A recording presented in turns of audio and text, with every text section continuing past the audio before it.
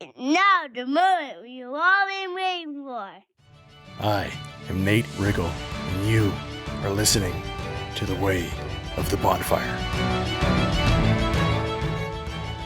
All right, today I want to talk about one of the best things that can happen to you. And it's probably not what you think. It's awkwardness and rejection. I used to be so scared to say the wrong thing, to not look cool or not professional or not dialed in and polished into exactly what I should be. That might just be part of growing up in the 90s in Pennsylvania and my own insecurities and experiences of being dismissed and rejected and ignored and forgotten or minimized or left out. And don't get me wrong, I had a lot of the opposite of those things. And some of the best friends and family a guy could ever ask for, but I was always sort of a bit tentative until I wasn't. Because I also was blessed with the spirit of a wild animal that may seem tame in certain settings, but underneath, I'm still a silverback gorilla or a rhino. And it just took time out in the wild to realize that I didn't need to walk around like a nervous little mousey anymore, or to try to desperately remind anyone that I want to be respected and heard and included. Because once you realize you're a powerful creature, you stop pretending that you are one, or trying to prove it to others that you are strong now, and you just go do what you were meant to do. Inside of most men is this scared little boy. And I understand from my wife, like I haven't lived this experience, but she says it's the same with girls, it's just different. But anyway, I like talking about wild animals as metaphors, but I don't buy the baloney that our fear response is from our cavemen Neanderthal ancestors getting chased around by tigers. It's like, come on. I think it's because we have it. It's part of what we're given. And we get chased around by different threats.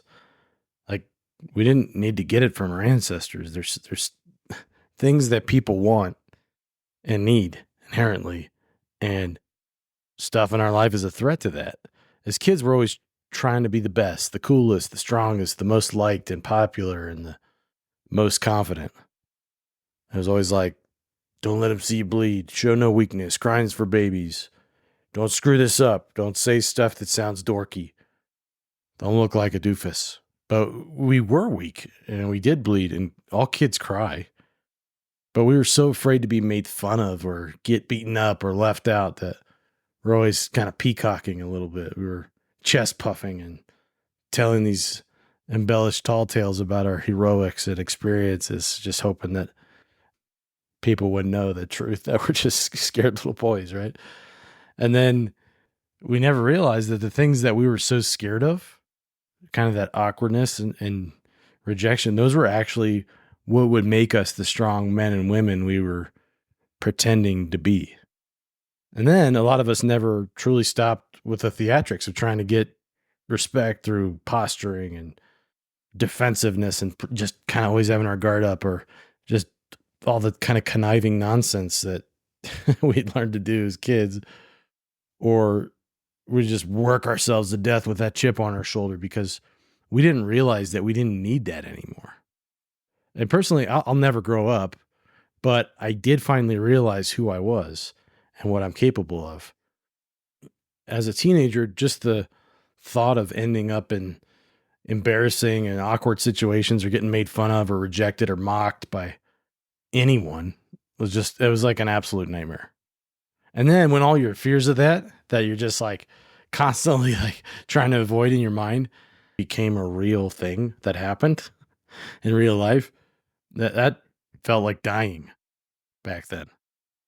And from what I can tell, that's how it always is and always has been for teenagers and younger people.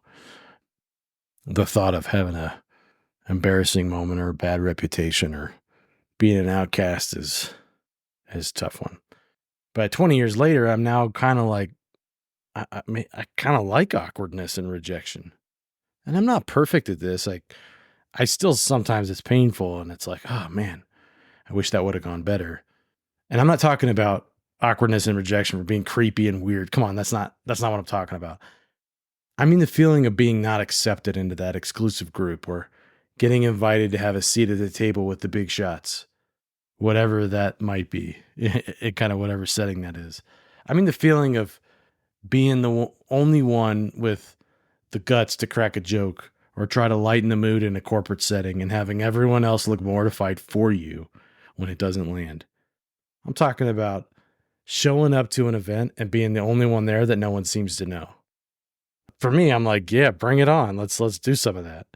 But it's been something that I've had to learn over the years to really enjoy and not perceive as a failure or some sort of thing to avoid. I mean, like I'm talking about showing up to an event where there's dinner and you got there early, so you're sitting down at a table all by yourself and enjoying your own company and just kind of confidently eating your food, even when everyone else filters in and sits elsewhere and someone finally comes by to say hi because there were no other seats, and just being able to not think anything of it. And like I'm talking about making a call to someone really important and asking them to do business with you. And maybe you're super nervous about the call, only just have them kind of chuckle at the audacity that you have to call them directly. I'm talking about asking that girl out. I mean, I've been married for 17 years, so this is not my thing anymore, but asking that girl out without using an app or going to a bar where it's expected that you're going to do that.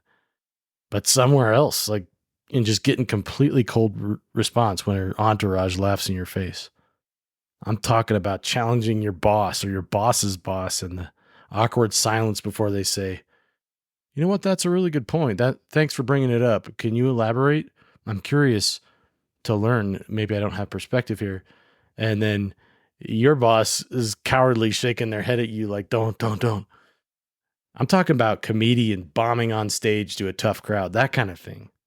Like having those hard conversations that you've been avoiding for a long time because you don't want to be shot down in your ideas, or you don't want to have to deal with how uncomfortable it's going to be when you finally have to talk about these things that you've been avoiding with your kids or your friends or your significant other because you're just trying to keep the peace, but you know that it's kind of the elephant in the room.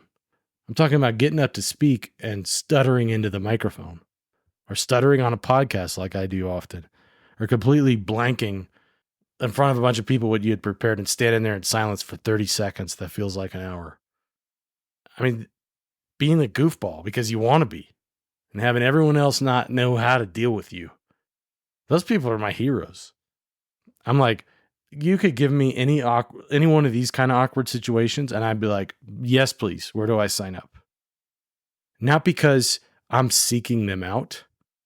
Don't mistake me there. Like, I'm not saying I want things to be awkward or I want to create, like, that's not my first goal. My first goal is always to just have things go really well and do what I want, have great things happen from whatever action I'm taking. But I always used to think, and it took me a long time to really start this practice of looking at this through a different lens, because it's almost never a bad thing. And then I realized it never really was. I'm going to share with you 5 reasons you should be happy when things are embarrassing or you look or sound awkward or you get rejected. Number 1, because only the people who have courage to be uncomfortable are the ones that are actually growing and developing.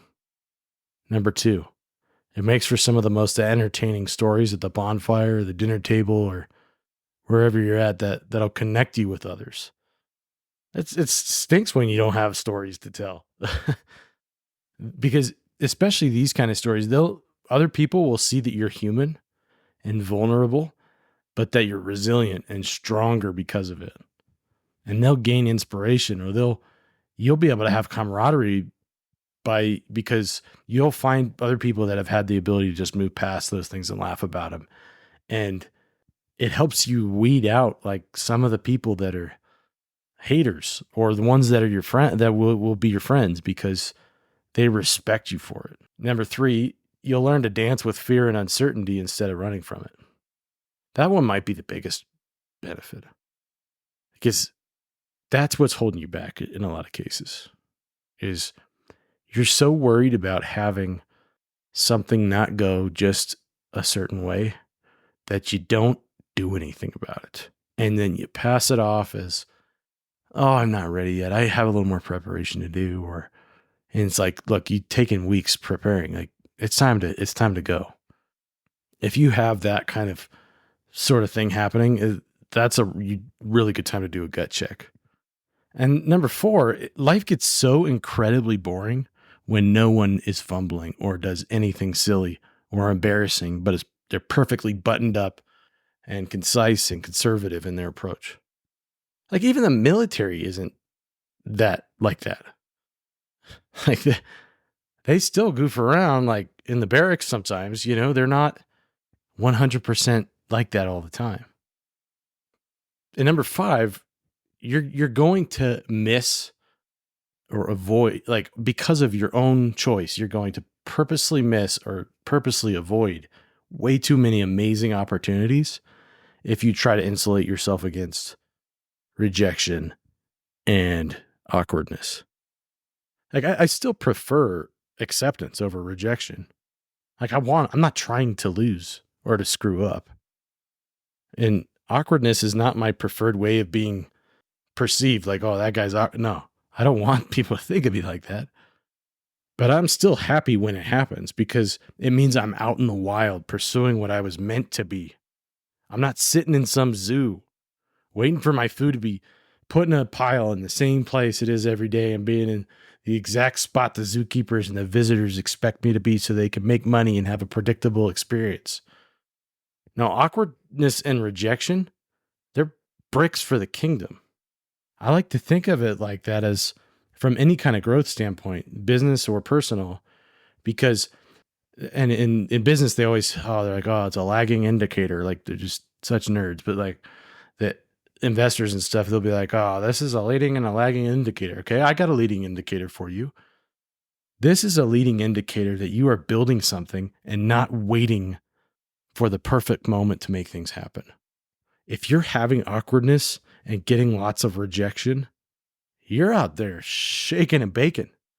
And that's amazing. You should celebrate and enjoy those things and put them into your story bank and realize that those are just as worth celebrating as the victories are. And that's a foreign concept for a lot of people. They're like, no, all I do is win. I'm calling a big old BS on that one. You've crafted a story that's a function of your ego that you use so that others will perceive you as a winner in every single case. And maybe you say, no, some people win more than others. It's like, no, this isn't about comparison. This is about going back to, what do we really want? We want growth. We want enjoyment and quality of connection in relationships. And you can't have any of those without putting yourself out there and having some rejection and awkwardness happen. I want you to really think about this.